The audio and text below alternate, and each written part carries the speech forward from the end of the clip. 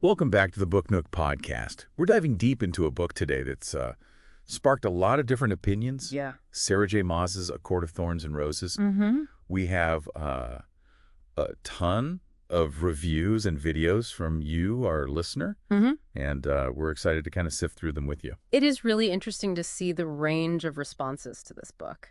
I mean, some people absolutely love it and some not so much. So I think this deep dive is all about kind of exploring all those different opinions and unearthing all the little details that make A Court of Thorns and Roses, such a fascinating thing to talk about. Absolutely. And, we're going to kind of assume that you've journeyed through Prythian with us, so we can skip all the basic summaries and jump right into the good stuff. Let's start with world building. A cornerstone of any good fantasy novel. Some reviewers found the world building in ACOTAR to be a little thin. Yeah. Particularly in the early stages. They felt it was really centered around the Spring Court and didn't get a broader sense of the rest of the world. Yeah, that's an interesting point. It really touches on, I think, a common challenge in fantasy writing. How do you balance detail and exposition with also, keeping a really compelling narrative going? Too much exposition can really slow down a plot, but then too little can leave the reader kind of unmoored. And I think that some readers felt ACOTAR kind of leaned a little too much toward that second one, at least at first. Yeah, and it's tied to this idea that A Court of Thorns and Roses is just the first book in a larger series. And world building in a series often unfolds gradually. It's like a map unfurling with each new installment. So it's possible that those who felt like the world was lacking in the first book found that it was more fleshed out as the series progressed. Right. It's like peeling back the layers of an onion. Each book reveals a new layer, adds more depth and complexity to the world. But it does raise the question, how much world building is enough? Especially in that first installment. Should we, as readers, be satisfied with just hints and glimpses, or do we really want a fully realized world right away? That's a great question for our listener. What do you think? What are your expectations when it comes to world building in a fantasy series, especially the first book? Do you prefer a sweeping overview or something a little bit more focused, maybe a little more intimate? And speaking of intimate, let's transition to the characters, who are often just as divisive as the worlds they inhabit. The characters. Some readers adored Feyre. They praised her strength and her independent spirit, while others found her character development kind of frustrating, particularly as the series went on. She really seems to be one of those characters that inspires really strong opinions on both sides. Yeah, I think it's fascinating. A character can be so empowering and so flawed at the same time. And I think that our interpretations are really shaped by our own experiences, our own preferences. And so, what resonates with one reader might totally irritate another. I think that's part of what makes storytelling so magical. If you're enjoying this deep dive, don't forget to hit that subscribe button and leave us a review. We'd love to hear what you think. Now let's talk about the men who are vying for Feyre's affections. Starting with Tamlin, he's the High Fae who brings her to Prythian. Some reviewers were really drawn to that initial charm, that protectiveness that he had. They saw him as this complex character, with both light and shadow. However, others felt that his behavior became increasingly possessive, increasingly controlling, and they highlighted the problematic elements of their relationship. Right, and I think it brings up a really important point about the evolution of characters and relationships. Throughout a series, what might seem really endearing at first can later reveal itself to be toxic or unhealthy. It's kind of a reminder that even those seemingly perfect characters can have flaws, and those flaws can become more and more pronounced as the story unfolds. Exactly. And then you have Rhysand. He makes this grand entrance and totally upends all of the dynamics. He's described as charismatic but morally ambiguous. He's both Feyre's savior and in some ways her tormentor. And this complexity seems to be a major draw for a lot of readers, even those who acknowledge some of his less than savory qualities. It's interesting how Rhysand embodies that bad boy archetype. That can be so alluring in fiction, even when we recognize that his behavior would not be acceptable in real life. So maybe it's the potential for redemption, the hint of vulnerability beneath all that swagger that keeps us so hooked. And let's not forget about Lucien. He's Tamlin's loyal companion. He really injects a much-needed dose of humor and perspective into the story. His witty banter and insightful observations really provide a refreshing counterpoint to all the drama that's unfolding around him. He's definitely a fan favorite. And then there's Nesta, Feyre's elder sister, who has sparked maybe the most divisive reaction. Some readers find her abrasiveness and bitterness really off-putting, while others see her as a complex character who's really struggling with trauma and resentment. It's a testament to Maas's skill as a writer, that she can create these characters who evoke such strong and varied emotions. I think Nesta is a really fascinating example of how a character's perceived flaws can actually be their strengths. Her sharp edges and unwillingness to conform really challenge, I think, traditional expectations of female characters in fantasy.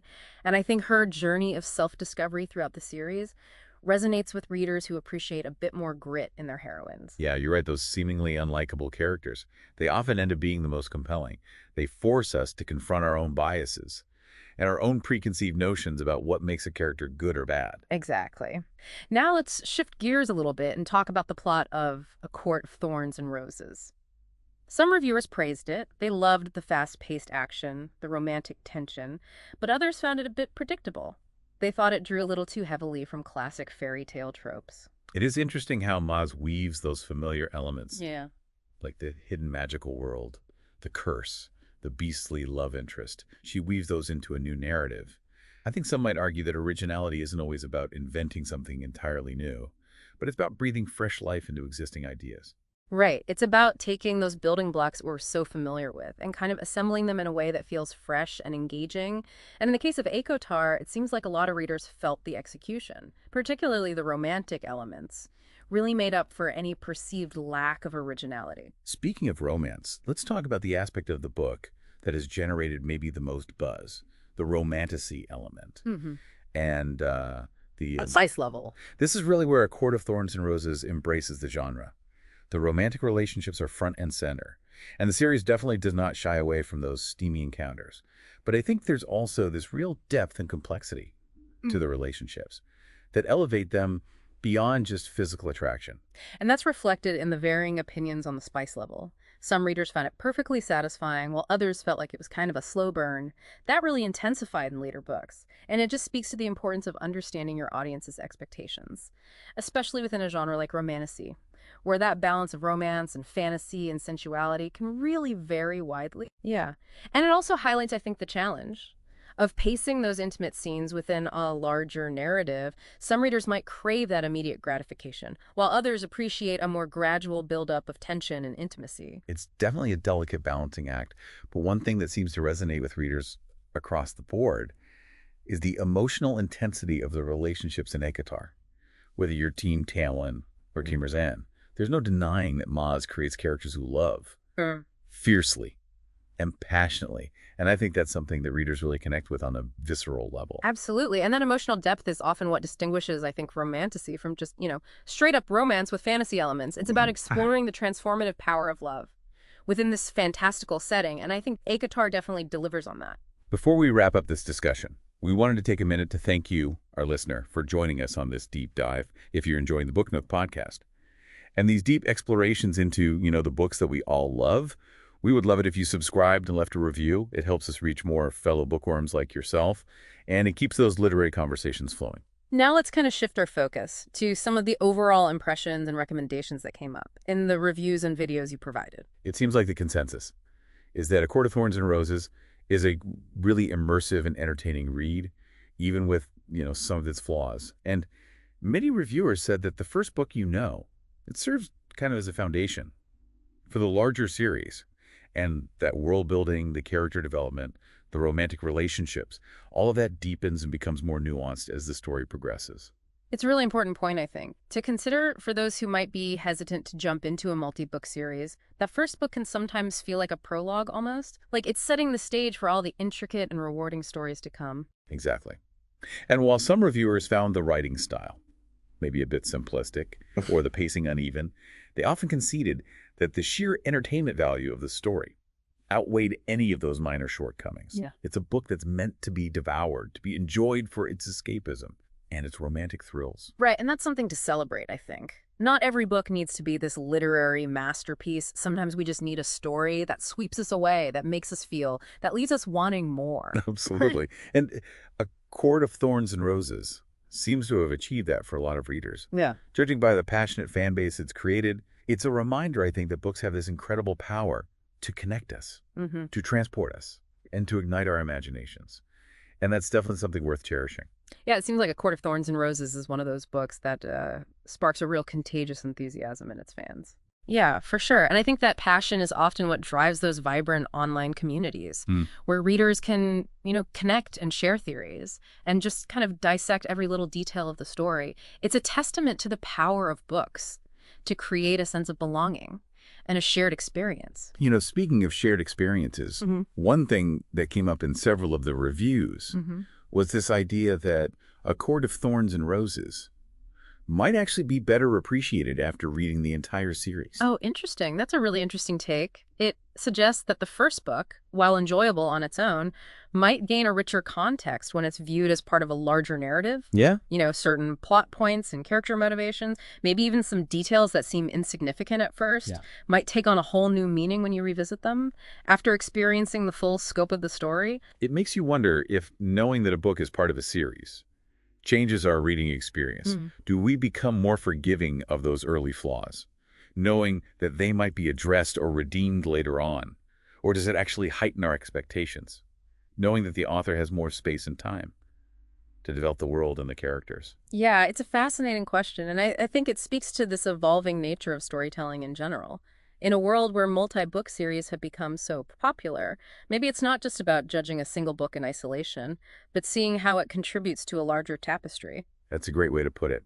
So as we wrap up our deep dive into A Court of Thorns and Roses, it's clear that this book has struck a chord with a lot of readers. It sparked both admiration and critique. Right, and that's the beauty of literature. It invites us to engage with these stories on so many different levels, to interpret them through our own lens, and to have those conversations about, what makes a story captivating, even if those conversations get a little heated sometimes. For sure. A Court of Thorns and Roses is definitely a book that's meant to be talked about, debated, and ultimately enjoyed for its unique blend of fantasy and romance and those really captivating characters. Definitely. Whether you find yourself swept away by the romance, or intrigued by the world building, or just charmed by, the witty banter and the thrilling action, there's no denying that Sarah J. Maas has created something special here, something that resonates. Absolutely. Before we officially close the book on this discussion, we want to say thank you to you, our listener, for joining us on this deep dive into A Court of Thorns and Roses. Yes, thank you so much for listening. And if you enjoyed this episode and all the different facets of this book that we explored, please consider subscribing to the Book Nook podcast and leaving us a review. Your support really means the world to us, and it helps us reach more book lovers who are looking for these kinds of in-depth literary discussions. And if this deep dive has piqued your interest, and you want to check out A Court of Thorns and Roses for yourself, be sure to check out the link in the episode description, where you can find your own copy. Yes, we hope you'll join us again next time for another deep dive into a new book. But until then, happy reading. Thank you for listening to the Book Nook podcast.